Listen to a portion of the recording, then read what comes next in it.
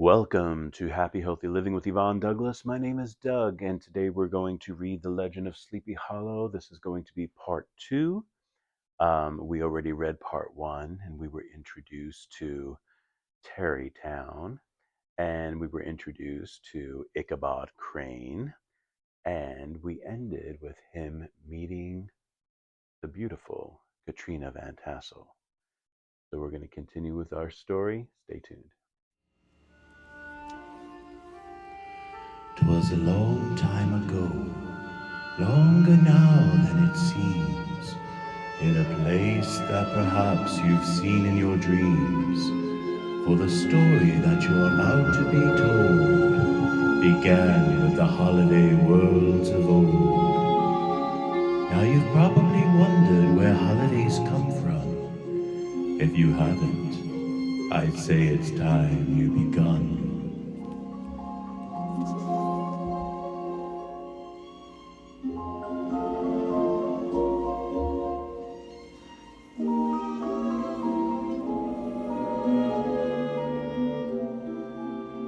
Okay, so we're going to continue with the Legend of Sleepy Hollow. This is going to be part two. Ichabod Crane had a soft and foolish heart towards the sex, and it is not to be wondered at that so tempting a morsel soon found favor in his eyes, more especially after he had visited her in her paternal mansion. Old Baltus Van Tassel was a perfect picture of a thriving, contented, liberal-hearted farmer. He seldom, it is true, sent either his eye or his thoughts beyond the boundaries of his own farm, but within those everything was snug, happy, and well conditioned. He was satisfied with his wealth, but not proud of it, and piqued himself upon the hearty abundance rather than the style in which he lived. His stronghold was situated on the banks of the Hudson, in one of those green sheltered fertile nooks in which the Dutch farmers are so fond of nestling.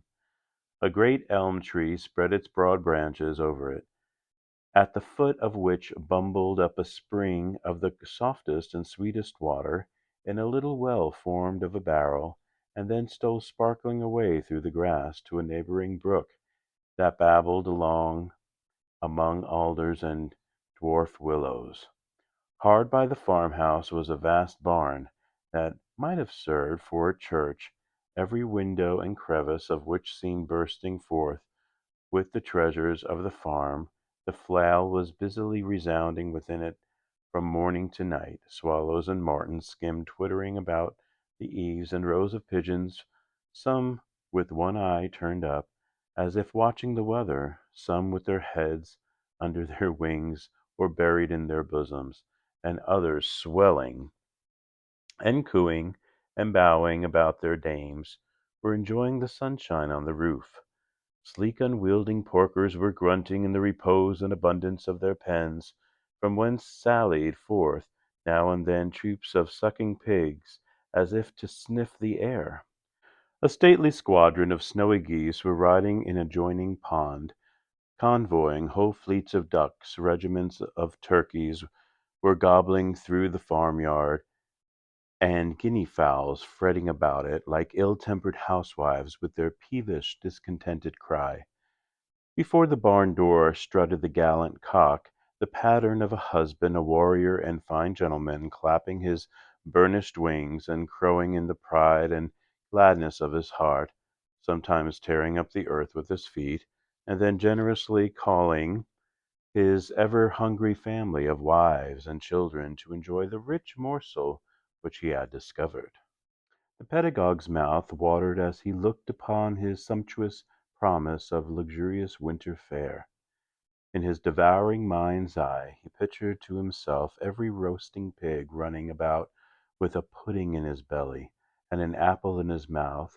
The pigeons were snugly put to bed in a comfortable pie, and tucked in with a coverlet of crust. The geese were swimming in their own gravy, and the ducks pairing cosily in dishes, like snug married couples, with a decent competency of onion sauce. In the porkers he saw carved out the future sleek side of bacon, and juicy relishing ham, not a turkey, but he beheld daintily trussed up, with its gizzard under its wing, and, peradventure, a necklace of savoury sausages, and even bright Chanticleer himself laying sprawling on its back in a side dish with uplifted claws, as if craving that quarter with which his chivalrous spirit disdained to ask while living. As the enraptured Ichabod fancied all this, and as he rolled his great green eyes over the fat meadow lands, the rich fields of wheat, of rye, of buckwheat and Indian corn, and the orchards burdened with ruddy fruit, which surrounded the warm tenement of Van Tassel, his heart yearned after the damsel who was to inherit these domains, and his imagination expanded with the idea how they might be readily turned into cash, and the money invested in immense tracts of wild land, and shingle palaces in the wilderness. Nay, his busy fancy already realized his hopes, and presented to him the blooming Katrina, with a whole family of children mounted on the top of a wagon, loaded with household trumpery, with pots and kettles dangling beneath, and he beheld himself bestriding a pacing mare, with a colt at her heels, setting out for Kentucky, Tennessee, or the Lord knows where. When he entered the house, the conquest of his heart was complete. It was one of those spacious farmhouses with high ridge but lowly sloping roofs, built in the style handed down from the first Dutch settlers, the low projecting eaves forming a piazza along the front, capable of being closed up in bad weather. Under this were hung flails, harness, various utensils of husbandry, and nets for fishing in the neighbouring river. Benches were built along the sides for summer use, and a great spinning wheel at one end and a churn at the other showed the various uses to which this important porch might be devoted.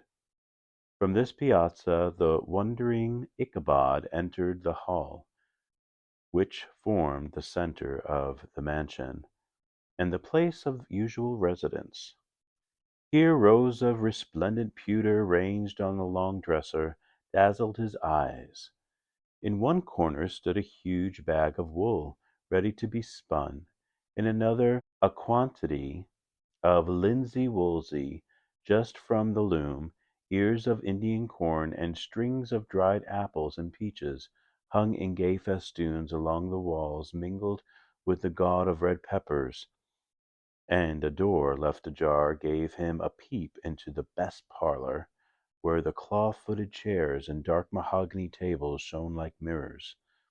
Andirons, with their accompanying shovel and tongs, glistened from their covert of asparagus tops; mock oranges and conch shells decorated the mantelpiece; strings of various coloured birds' eggs were suspended above it; a great ostrich egg was hung from the centre of the room, and a corner cupboard, knowingly left open, displayed immense treasures of old silver and well-mended china. From the moment Ichabod laid his eyes upon these regions of delight, the peace of his mind was at an end, and his only study was how to gain the affections of the peerless daughter of Van Tassel. In this enterprise, however, he had more real difficulties than generally fell to the lot of a knight errant of yore, who seldom had anything but giants, enchanters, fiery dragons, and such like easily conquered adversaries to contend with, and had to make his way merely through gates of iron and brass, and walls of adamant to the castle keep, where the lady of his heart was confined; all which he achieved as easily as a man would carve his way to the centre of a Christmas pie, and then the lady gave him her hand as a matter of course. Ichabod, on the contrary, had to win his way to the heart of a country coquette, beset with a labyrinth of whims and caprices, which were forever presenting new difficulties and impediments, and he had to encounter a host of fearful adversaries of real flesh and blood, the numerous rustic admirers who beset every portal to her heart, keeping a watchful and angry eye upon each other, were ready to fly out in the common cause against any new competitor. Among these the most formidable was a burly, roaring, roystering blade of the name of Abraham, or, according to the Dutch abbreviation, Brom van Brunt, the hero of the country round, which rang with his feats of strength and hardihood. He was broad-shouldered and double-jointed, with short curly black hair, and a bluff but not unpleasant countenance, having a mingled air of fun and arrogance. From his herculean frame and great powers of limb he had received the nickname of Brom Bones, by which he was universally known. He was famed for great knowledge and skill in horsemanship, being as dexterous on horseback as a Tatar. He was foremost at all races and cockfights, and, with the ascendancy which bodily strength always acquires in rustic life, was the umpire in all disputes, setting his hat on one side and giving his decisions with an air and tone that admitted of no gainsay or appeal. He was always ready for either a fight or a frolic, but had more mischief than ill will in his composition, and, with all his overbearing roughness, there was a strong dash of waggish good humour at bottom. He had 3 or 4 boon companions, who regarded him as their model, and at the head of whom he scoured the country, attending every scene of feud or merriment for miles round. In cold weather he was distinguished by a fur cap, surmounted with a flaunting fox's tail, and when the folks at a country gathering descried his well-known crest at a distance, whisking about among a squad of hard riders, they always stood by for a squall. Sometimes his crew would be heard dashing along past the farmhouses at midnight, with whoop and halloo, like a troop of Don Cossacks, and the old dames, startled out of their sleep, would listen for a moment till they hurry-scurry and clattered by, and then exclaim, "Ay, there goes Brom Bones and his gang." The neighbours looked upon him with a mixture of awe, admiration, and good-will, and when any madcap prank or rustic brawl occurred in the vicinity, always shook their heads and warranted Brom Bones was at the bottom of it. This Rantipole hero had for some time singled out the blooming Katrina for the object of his uncouth gallantries, and though his amorous toyings were something like the gentle caresses and endearments of a bear, yet it was whispered that she did not altogether discourage his hopes. Certain it is, his advances were signals for rival candidates to retire, who felt no inclination to cross a lion in his amours, insomuch that when his horse was seen tied to Van Tassel's paling on a Sunday night, a sure sign that his master was courting, or, as it is termed, sparking, within, all other suitors passed by in despair, and carried the war into other quarters. Such was the formidable rival with whom Ichabod Crane had to contend, and, considering all things, a stouter man than he would have shrunk from the competition, and a wiser man would have despaired. He had, however, a happy mixture of pliability and perseverance in his nature. He was in form and spirit like a supplejack, yielding but tough. Though he bent he never broke, and though he bowed beneath the slightest pressure, yet the moment it was away jerk, he was as erect, and carried his head as high as ever. To have taken the field openly against his rival would have been madness, for he was not a man to be thwarted in his amours, any more than the stormy lover Achilles. Ichabod therefore made his advances in a quiet and gently insinuating manner. Under cover of his character of singing master, he made frequent visits at the farmhouse, not that he had anything to apprehend from the meddlesome interference of parents, which is so often a stumbling block in the path of lovers. Walt Van Tassel was an easy, indulgent soul. He loved his daughter better even than his pipe, and, like a reasonable man and an excellent father, let her have her way in everything. His notable little wife, too, had enough to do to attend to her housekeeping and manage her poultry, for, as she sagely observed, ducks and geese are foolish things, and must be looked after, but girls can take care of themselves.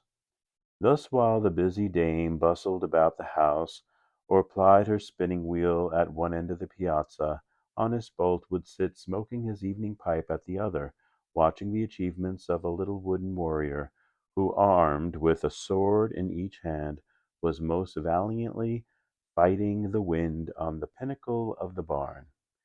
In the meantime Ichabod would carry on his suit with the daughter by the side of the spring under the great elm, or sauntering along in the twilight, that hour so favourable to the lover's eloquence.